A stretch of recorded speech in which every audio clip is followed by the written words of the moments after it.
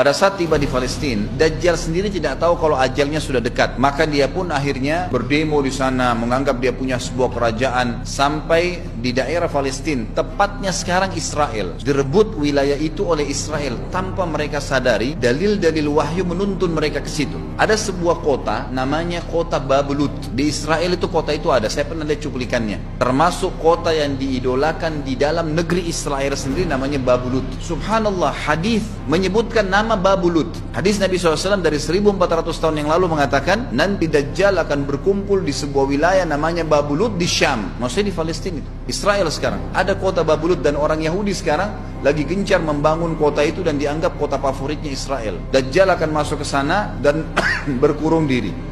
Keluar dari kota Madinah satu orang yang namanya seperti namanya Nabi Muhammad SAW, Muhammad bin Abdullah, dan dia dari turunan Nabi SAW juga. Kata Nabi SAW, akan keluar nanti seseorang dari kota Madinah, dari keturunanku yang namanya seperti namaku, Muhammad bin Abdullah. Juga sama posternya, parasnya seperti aku, sama dengan Nabi SAW, persis alisnya, rambutnya, kulitnya dari turunan Nabi SAW, tapi dari asli kota Madinah. Sebagian ulama hadis mengatakan dari turunan Hasan radhiyallahu anhu ajmain, tapi akhlaknya bukan seperti akhlakku. Tentu tidak mungkin ada orang yang sama dengan akhlak Nabi SAW. Allah mengubah dia dalam sehari semalam. Tiba-tiba berubah menjadi orang baik dalam sehari semalam. Jadi orang faham agama. Orang-orang pun akan datang kepadanya dari masyarakat Madinah berkata, engkau adalah turunan Rasulullah SAW, pimpinlah kami berperang melawan Dajjal. Engkau adalah turunan Rasulullah SAW, pimpinlah kami berperang melawan Dajjal. Maka dia pun menolak. Dia menolak awalnya, kemudian dia menuju ke Mekah diikutin dengan 300 orang pertama dari kota Madinah. Sampai di Mekah, setelah selesai dia tawaf, maka seluruh muslimin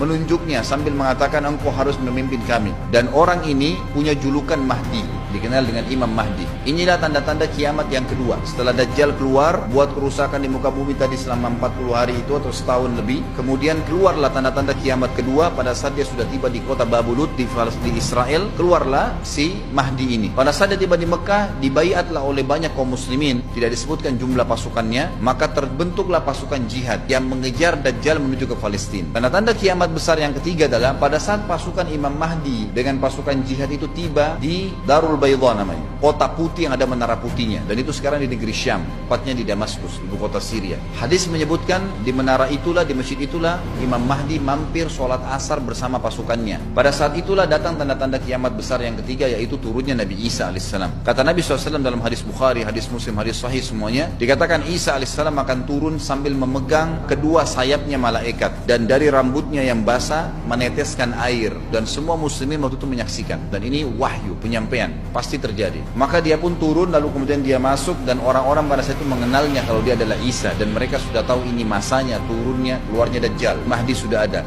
mereka tahu akan turun Isa. Sudah ada informasi seperti yang disampaikan ke Bapak Ibu sekarang, itu multi muslimin di zaman itu sudah tahu semua.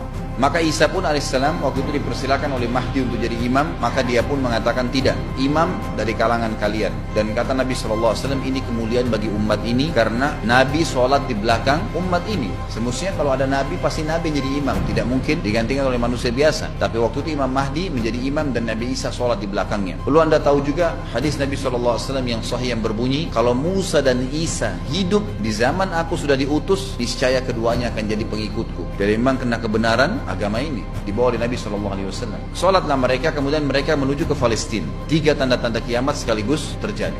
Nabi Isa alaihissalam akhirnya tiba dengan pasukan mujahidin di depan pintu gerbang Babulut. Kemudian orang-orang Yahudi tidak kenal, tidak tahu Nabi Isa, tidak tahu tentang itu Mahdi. Mereka belum tahu ini. Mereka berbangga-bangga saja. Lalu mereka berkata kepada Dajjal, ada pasukan, segelintir pasukan yang mau menyerang kita. Dajjal mengatakan, bukakan pintu gerbang. Mereka tidak akan mampu melawan kita karena pasukannya mereka banyak memang. Maka Dajjal dengan sombongnya menunggu di depan pintu gerbang. Pada saat dibuka, Dajjal kaget melihat ada Isa alaihissalam. Dan pada saat itu kata Nabi SAW, Dajjal faham kalau sudah tiba ajalnya. Begitu melihat Isa alaihissalam, dia lari dan badannya sambil meleleh di depan para pengikutnya. Lalu Isa alaihissalam mengejarnya, mengatakan, wahai musuh Allah, saatnya kau akan menemui ajalmu. Ditusuklah dengan tombak emas di antara dua matanya, maksudnya di dahinya, ditusuk oleh Isa alaihissalam dan matilah Dajjal. Pada saat Dajjal mati, pengikutnya pada ketakutan semua. Mereka anggap Dajjal Tuhan, mereka anggap Dajjal orang yang perkasa lah, orang yang kebal lah, beragam macam kelebihan. Mereka kaget pada saat mati. Maka seluruh pengikut Dajjal dari kaum Yahudi akan bersebaran sembunyi di bawah batu dan pohon, di atas batu dan di bawah pohon. Semuanya batu dan pohon itu akan berbicara kepada setiap pasukan mujahidin, berkata, wahai muslim, ini Yahudi di atas saya atau di bawah saya. Batu bilang ini Yahudi yang sembunyi, yang pohon mengatakan, wahai muslim, ini Yahudi, bunuhlah dia. Maka dibunuhlah orang-orang Yahudi tersebut yang menjadi pengikut Dajjal oleh kaum muslimin, kecuali satu pohon, namanya pohon Garqad. Dan apakah Bapak Ibu sudah tahu, sekarang pemerintah Israel besar-besaran menanam pohon itu.